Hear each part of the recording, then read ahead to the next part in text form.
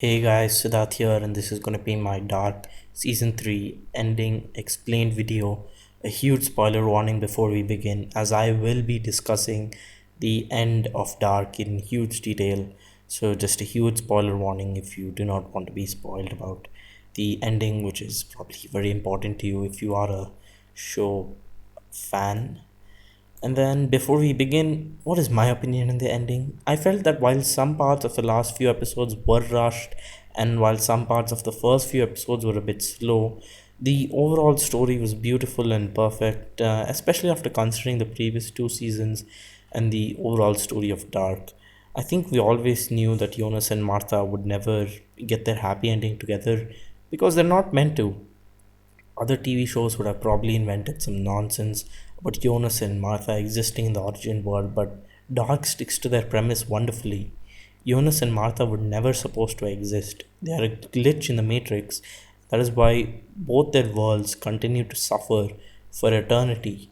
Well, how was the loop broken? Claudia finally realized that this world had to arise from something else.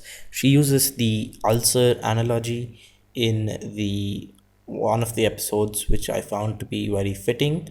So basically, what this means is that third world, keeping in line with how special the number three in the dark universe is, exists, right?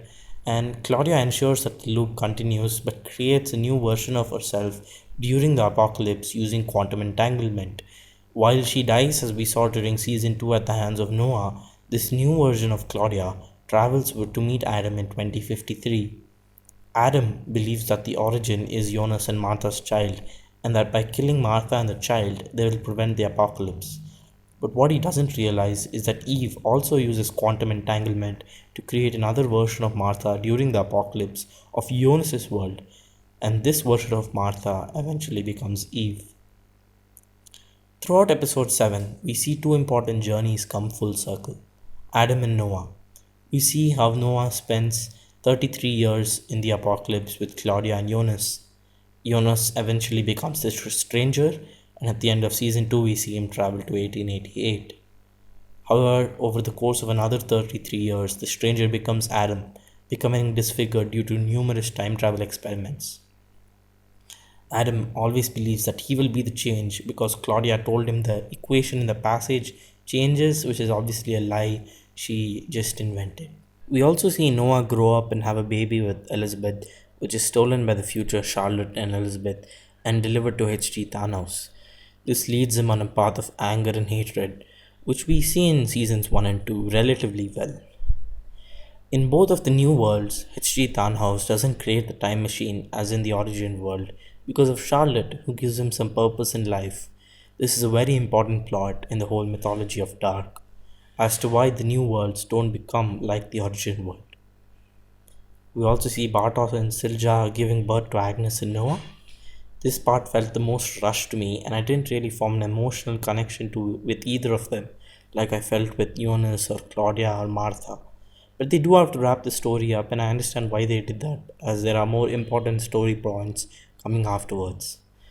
We also know that Jonas and Martha's son, who is called the Unknown because he is never named, impregnates Agnes in both of the worlds, which is the origin of most of the Winden family tree, except for a few characters such as Regina Tiedemann and Boris Newald, which is very important for the story.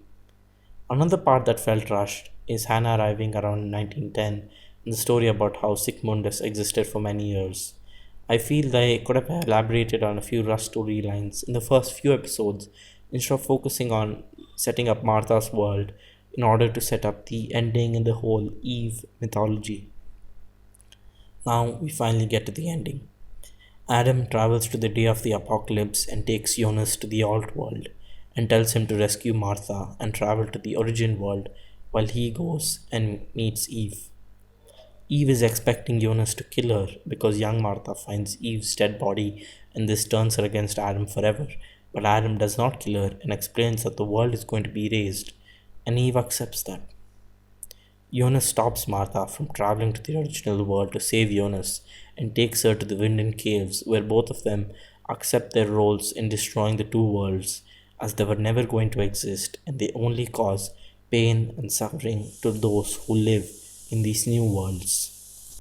After going to an interdimensional plane of some sorts and seeing their younger selves in a very weird but symbolic way, Jonas and Martha realized that this is how they always felt, like they knew each other from the beginning, like we saw at season 3, episode 1.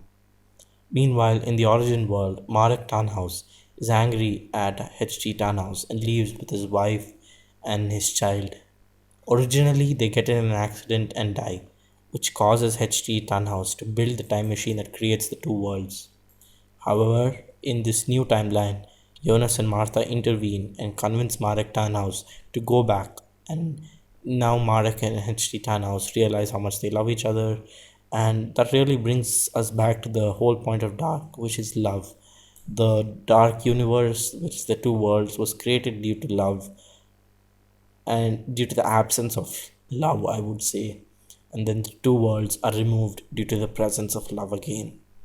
At the end of the episode, we see that Bernd Doppler and Claudia have married in the new world and that Regina is Bernd's daughter. Because of the official Dark website, we also get to know about some things which are not mentioned in this show, such as Boris Newald exists in the new world as well. We also get to know the names of Helge's real father and Peter Doppler's mothers, who are just unknown characters. In the new world, Hannah is married to Waller, Peter is in a relationship with Bernadette, Katharina is alive and well, and Regina does not have cancer. We can also know that these characters are there because they are the only characters who can still survive without the loop, as none of their parents are connected to the other characters we know about in Dark. Hannah also briefly talks about a dream she has about the apocalypse before she puts it aside and tells him that she has been thinking about naming her and Waller's son Eunice. There's also a small joke about Waller's eye, and we were about to get to know about the mystery before the few lights went out, and Hannah talks about her dream. And this is how the show ends. We know that it's a beautiful third season which expanded and closed the story of the show beautifully at the same time. While some elements felt rushed and forced, and some elements felt a bit slower at the start, the overall show and season was amazing and truly well done. I think we always knew that Jonas and Martha's story would come to an end in a bittersweet way, as the whole point is they are the mistake. For every time we feel sorry for them, we also have to remember that they are Adam and Eve and they cause as much pain as they suffer themselves, and they've removed all of it and they are at peace in some way or the other. And with that comes the end of the video and this show. Please subscribe and like the video if you have enjoyed it. I may make more dark videos later on depending on how this video does. But thank you for following my channel over the last few weeks, and as we discuss this wonderful show and its characters. I'll never forget this show. It's been an amazing few years. And goodbye. But never forget, as Anfang is thus end, and thus end is thus Anfang. Goodbye.